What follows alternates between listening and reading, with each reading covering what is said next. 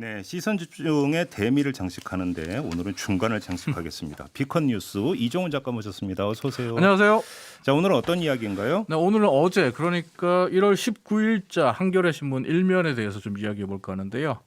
전날이었던 1월 18일 같은 경우는 문재인 대통령의 신년 기자회견도 있었고 네. 또 이재용 삼성전자 부회장이 구속됐다는 판결도 나오면서 굵직굵직한 뉴스들이 상당히 많았습니다. 그렇죠. 그런데 한겨레가 택했던 1면 사진은 이 두 사람이 아니라 노숙인에게 따뜻하게 입으세요라고 말하면서 자신의 외투와 장갑을 건네주던 시민의 모습이었습니다. 저도 이거 봤는데 네. 이거 사진 기자가 우연히 찍은 거라면서요. 네, 앞서도 말씀드렸지만 지난 1월 18일 오전에는 문재인 대통령 신년 기자회견이 있었습니다. 네.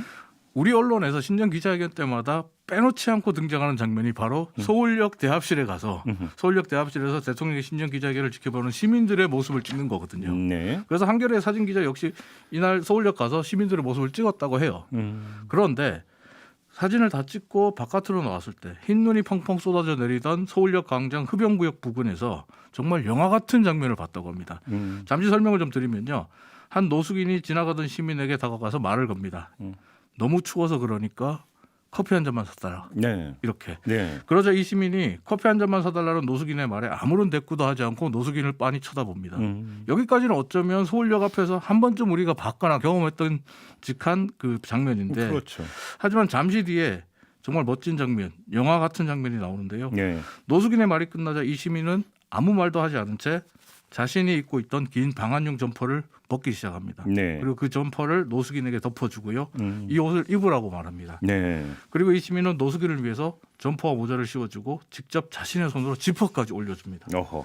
그런데 이게 끝이 아니었습니다. 노숙인에게 자신의 방한 점퍼를 입혀준 이 시민이 자신의 주머니에 손을 넣어서 주머니 속에 있던 장갑을 꺼내줍니다.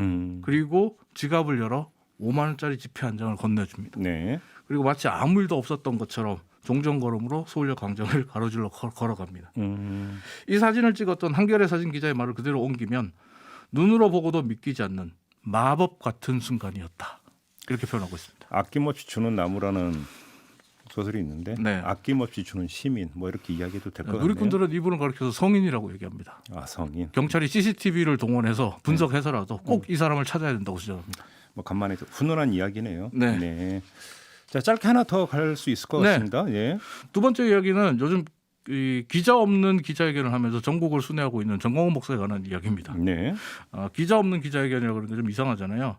근데 기자들이 정광훈 목사의 기자회견장에 몰려드는데 문 걸어 잠그고 했다면서요. 문 걸어 잠그고 기자들 못 들어오게 하고 심지어 기자들이 사진 찍으려고 하면 정광훈 목사가 쫓아내! 이렇게 소리를 지릅니다. 그럼 기자회견이라고 하면 안 되지. 근데 정광훈 목사 측이 운영하는 유튜브 채널에 올라온 행사 동영상 보면 제목이 이렇게 돼 있습니다.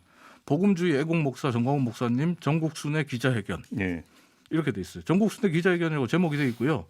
또 행사 전에 사회자가 기자회견이라고 얘기를 합니다. 심지어 기자들에게 기자회견이 열리니까 여기에 오라, 이쪽으로 오시라라고 문자도 알림 문자도 보내줍니다. 근데 행사장에 기자들이 못 들어갑니다.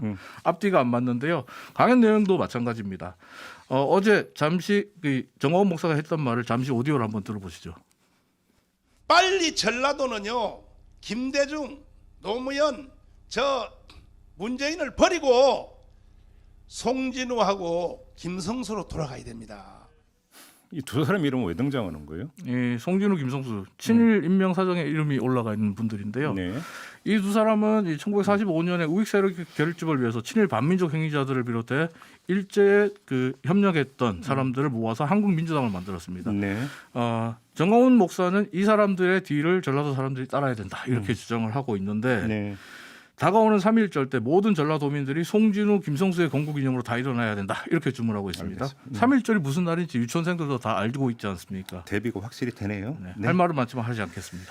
이종훈 작가였습니다. 고맙습니다. 감사합니다.